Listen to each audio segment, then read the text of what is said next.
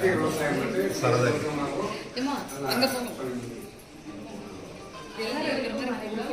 இயற்கை விவசாயம்னா என்னன்னா இந்த மாதிரி ரசாயன பூச்சிக்கொல்லி மருந்துகள் செயற்கை உரங்கள் இதெல்லாம் பயன்படுத்தாம இயற்கையா நம்ம வந்து எப்படி பண்றோம் அப்படின்றத இயற்கை விவசாயம். நம்ம இயற்கையா என்னென்ன பயன்படுத்தலாம்னா பஞ்சகவ்யா, ஜீவாமிர்தம், அமிர்த கரைசல், ஐந்திலை கரைசல், பத்திலை கரைசல், மீன் அமிலம் இதெல்லாம் வச்சு நம்ம பயன்படுத்தலாம். எதுக்காக இதை வந்து நம்ம பண்றோம் அப்படின்னா மண்ணோட மோர் கரைசல் அதுவும் பயன்படுத்தலாம்.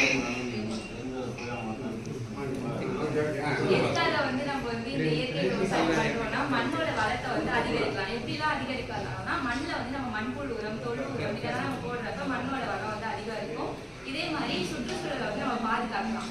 நம்ம இந்த மாதிரி இயற்கையான முறையில பண்றதுனால நம்ம அதுல இருந்து எடுக்கிற விளைச்சலும் நல்லா இருக்கும். அதனால நம்ம வந்து ஆரோக்கியமான உணவு எடுத்துக்கலாம். அதனால நம்மளுக்கு எந்த ஒரு நோய் அந்த மாதிரிலாம் எதுவும் இல்லாம இருக்கும்.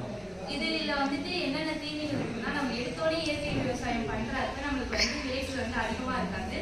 மண் நம்ம வந்து நிறைய ரசாயன பொருள் பயன்படுத்தி மண்ணோட வளம் வந்து ரொம்பவே கம்மியாயிருச்சு. முதல்ல வந்து நம்ம மண் வளத்தை அதிகப்படுத்தணும். அதுக்கு வந்து ஒரு 1-3 வருஷம் வரைக்கும் ஆகும். அந்த மண்ணோட வளம் வந்து அதிகமானதுக்கு அப்புறம் தான் நம்மளுக்கு வந்து விளைச்சல் வந்து அதிகமா கிடைக்க ஆரம்பிக்கும். இப்போ வந்து பூச்சியை கட்டுப்படுத்துறதுக்கு வந்து நம்ம வந்து வேப்பெண்ணெய் இதெல்லாம் வந்து நம்ம பயன்படுத்திக்கலாம்.